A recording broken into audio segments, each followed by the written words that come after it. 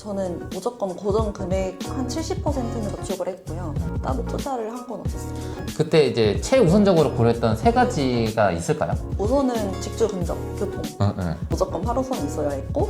실제로 이제 구루이시를 가보면 8호선이 진짜 잘 생긴 거거든요. 네. 서울 수요를 거의 다 가져갈 수 있는.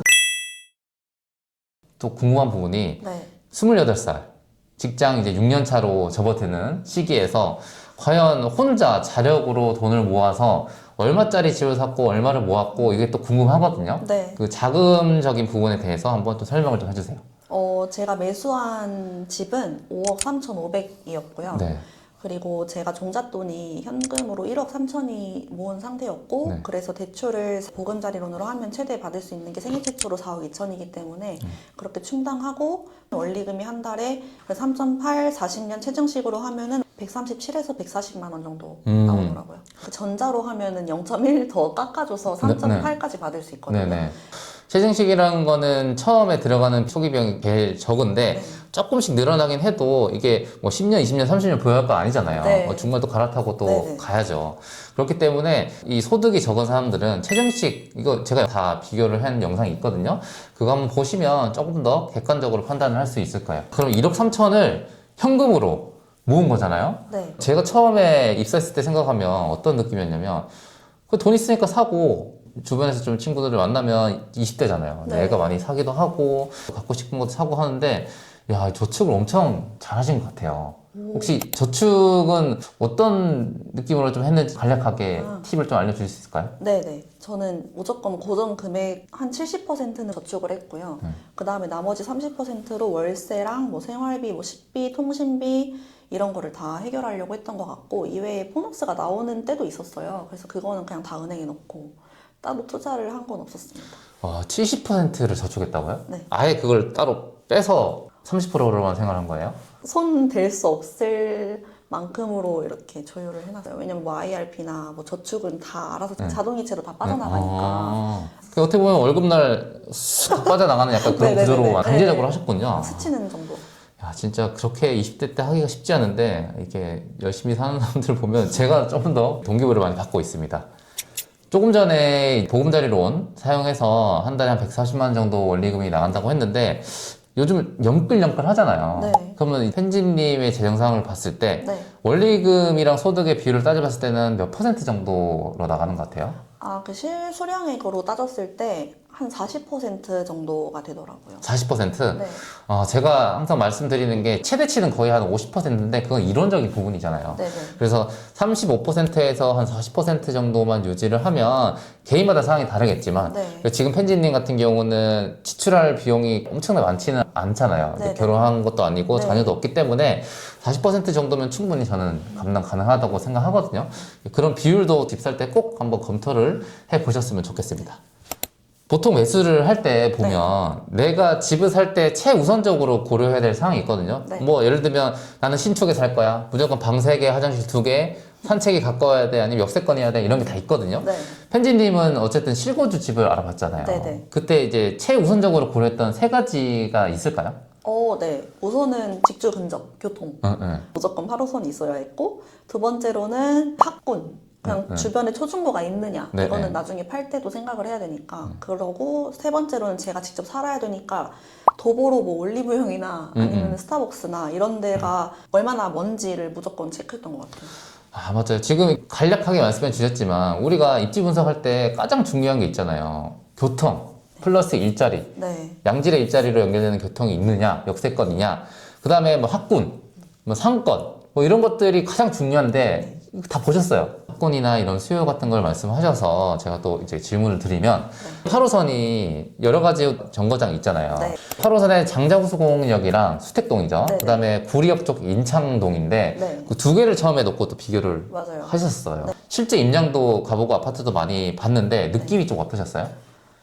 수택동을 먼저 갔었는데 그 내리자마자 사람이 정말 많았어요. 네. 그래서 베드타운이라는 그 느낌에 네. 딱 내리자마자 아파트가 양쪽으로 쫙 깔리면서 애기들이 막 뛰어다니는 거예요. 그래서 분위기 너무 좋다 이렇게 생각을 하고서 이제 아파트도 돌려봤던 것 같고, 네. 반면에 인창동은 내렸을 때 길이 엄청 커요. 그래서 이제 봤을 때 좀 무섭다는 느낌이 있었어요. 너무 간격이 크고 하니까 그리고 애기가 막 뛰어다닌다는 느낌을 못 받았던 것 같아요. 이게 딱 갔을 때의 느끼는 온도가 좀 다르긴 하거든요. 네.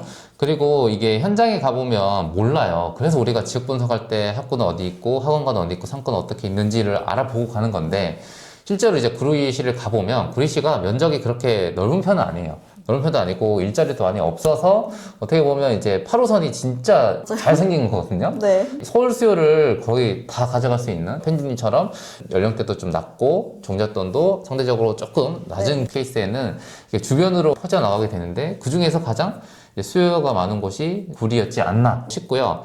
인창동이랑 수택동을 보면 학교도 차이가 좀 많이 나요. 개수도 차이 많이 나고 좀 학군적인 부분도 조금 있고 그다음에 학원가가 다 수택동에 또 몰려 있거든요. 네. 그래서 그 수요에 대한 게 확실히 좀 많이 다릅니다. 물론 뭐 인창동이 나쁘다는 건 아니지만 두 개를 비교했을 때는 나중에 내가 이 수요가 얼마나 많은지를 좀 체크하려면 그런 여러 가지 요소들을 봤을 때 수택동이 조금 더 황금성이 좋지 않을까라는 생각을 같이 했던 것 같습니다. 그러면 처음에 서울권도 받고 그다음에 직주운동이 가장 중요했으니까 구리 내에서도 두 개를 또 비교해서 이제 수택동으로 왔어요. 그럼 이제 집중적으로 단지들을 또 파악해야 되잖아요. 네. 그 단지 내에서 특징을 찾아봐야 되는데 매수한 단지는 좀 어떤 기준에서 좋다고 느꼈는지 기준이 좀 있을까요? 어쨌든 무조건 남향이어야 됐고요. 네. 그 다음에 층수는 높으면 높을수록 좋지만 맨 꼭대기는 안 내고 너무 저층도 안 돼서 3층 위로 갔던 것 같고 그리고 주차도 보긴 했는데 지상 주차랑 뭐 전기차 충전할 수 있는지 그 다음에 지하로 바로 갈 수 있는지 이런 걸 봤던 것 같아요. 무조건 남양이라고 했는데 이것도 상대적인 거잖아요. 만약에 내가 살려고 하는 평수가 24평이다. 네. 근데 그 단지에서 24평이 전부 다 동양이에요. 그러면 남양이랑 섞여 있을 경우에는 이제 남양을 네네. 선호를 해야 되는데 맞아요. 이게 동양만 있을 경우에는 어쩔 수 없는 선택권이잖아요. 근데 지금 같은 단지는 동양이랑 남양이랑 섞여 있었고 맞아요. 그걸 이제 가격 비교를 또 잘 해야 돼요. 저도 살아봐서 알지만 동양은 확실히 상대적으로 이게 점심 지나고 하니까 해가 안 들어와서 불편함을 느낀 그런 경향이 좀 있었거든요. 네. 그리고 우리가 네이버 매물을 볼 때 금액대를 볼 거 아니에요. 네. 내가 만약에 가용자금이 한 5억 중반이라고 생각했는데 매물이 있어. 근데 거기 밑에 문구 보시면 투자님 분들이 그 매물 설명할 때 뭐 투자 추천, 올수리 뭐 이런 문구를 네. 적거든요. 거기에 투자 매물이라고 적혀 있거나 뭐 갭 네네네. 적혀 있으면 내가 실거주를 할 수 없어요. 맞아요. 네, 그래서 그런 것도 5억 5천에 살 수 있는데 막상 봤더니 전세가 껴있는 매물이야. 네. 이런 경우도 있으니까 여러분들 꼭 매물 보실 때 체크하셨다가 내가 실제로 실거주할 매물 그리고 저층, 남향 이런 것들을 선택을 할 수 있는 레이더망을 가공했으면 좋겠습니다. 그럼 이제 계약은 3월 달에 하셨죠? 네. 그 이후에 일정은 어떻게 돼 있나요? 우선 4월 말쯤에 중도금 한번 내야 되고 그 다음에 7월에 잔금 예정되어 있습니다. 혹시 중도금을 낸 특별한 사유가 있을까요? 제가 7월에 만기인데 지금 매도인 분께서 원래는 한 5월에서 6월을 생각했다고 하시더라고요. 네네. 그래서 중간에 중도금 한 번은 주셨으면 좋겠다 요구하셔가지고 그렇게. 또 좋은 말씀 해주셨는데 우리가 보통 가격금 넣고 한 일주일 정도 안에 계약서를 작성하고 잔금을 설정해요. 입주날을 설정하는데 보통 일반적으로는 3달 안쪽 해요. 3월 달에 봤었으면 이게 3달이면 6월 달 안쪽으로 맞아요. 5, 6월 달에 원하셨을 텐데 조건이 안 맞잖아요. 왜냐? 네. 이제 펜지님이 또 전세가 만기가 되는 날짜를 네네. 또 겹쳐야 되니까 그렇게 했을 때 조율을 하려면 내가 중도금을 걸어서 좀 일찍 준다고 했을 때 돈이 먼저 생기면 네. 매도자분들도 상황이 좀 다르거든요. 네네. 근데 돈도 없고 무조건 대출을 또 받아야 되는 상황이었으면 또 그것도 힘들었을 텐데 그런 전략으로 매도인이랑 같이 협의를 해서 중도금을 설정하신 거죠. 네네. 네, 잘하신 것 같아요. 이번에 첫 매수를 했잖아요. 네. 20대에. 그 20대라는 타이틀이 너무 부러워서 좀 자신감이 생기셨어요? 아니면 또 뭐 뭔가 부족해서 공부를 더 해야겠다는 생각이 드세요? 아직 뭐 등기를 친 건 아니어가지고 네. 똘똘한 느낌은 아직 있는데 자신감보다는 공부를 더 해야겠다는 생각은 들었어요. 네, 우선 제 돈이 들어가다 보니까 네. 그리고 큰 돈이니까 더 열심히 파야겠다라는 생각이 들더라고요. 맞아요. 솔직히 계약 넣고 중도금 넣고 하는 그 과정을 한 번도 안 해봤으면 네. 뭘 해야 될지 또 궁금하거든요. 네. 그리고 주택담보대출을 받지 않은 경우에 뭐 네. 갭투자로 내 현금을 했을 때는 셀프 등기라는 것도 해요. 아. 저는 몇 번 해봤는데 나중에는 시간 아까도 못 하겠더라고요. 아. 네. 그래서 법무사분한테 맡기는데 지금 내가 뭐 법무사분을 또 컨택해야겠지만 일단 잔금 시점에 무슨 서류를 준비하고 어떻게 자금이 들어가고 하는지를 아직 모르잖아요. 제가 말씀드리고 싶은 거는 네, 그런 것도 한번 겪어보면서 네. 모든 걸 기록하세요. 어떻게 보면 이 영상 촬영하는 것도 나중에는 편집님이 내가 저랬었구나. 일단 기록의 중요성, 글로 쓰든 영상을 찍든 본인만의 방법을 사용해서 기록을 해두는 게 향후에는 진짜 큰 자산이 되니까 나중에 잔금 치실 때도 기록을 다 해놓으세요. 네.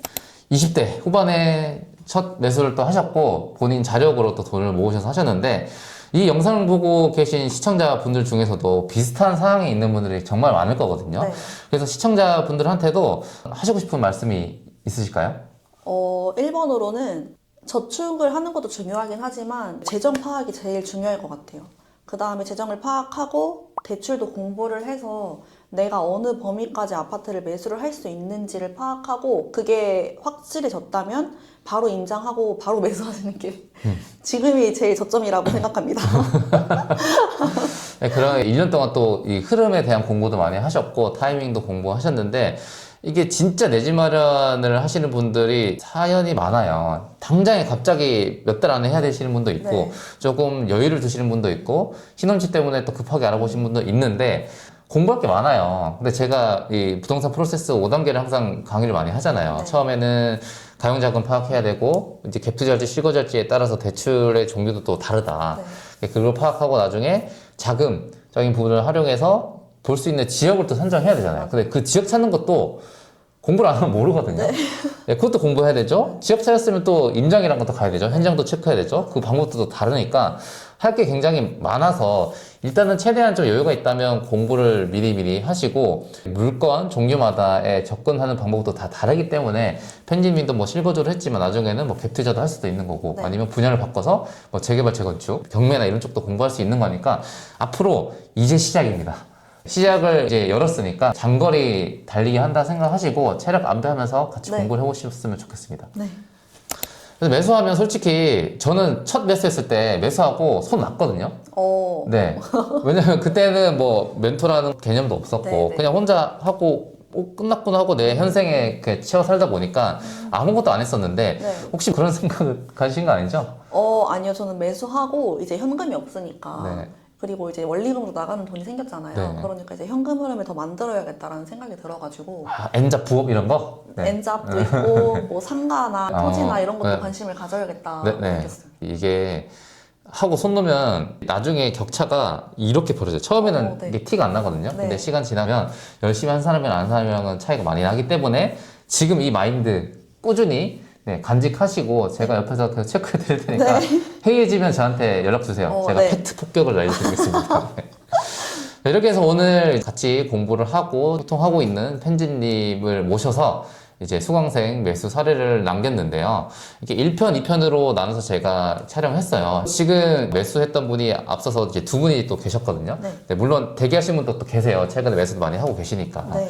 근데 하면 할수록 저도 뭔가 얻는 것도 많고 케이스가 또 다양하다 보니까 시청자분들도 얻어가실 게 좀 많을 거라고 생각이 됩니다. 저도 최대한 일정을 조율을 빨리 해서 도움되는 컨텐츠 만들 수 있도록 노력을 하도록 하겠습니다. 저희 채널 좋아요, 구독 눌러주시고요. 많은 응원 부탁드립니다. 자, 오늘 나와주셔서 편집님 감사합니다. 감사합니다. 네, 안녕히 계세요.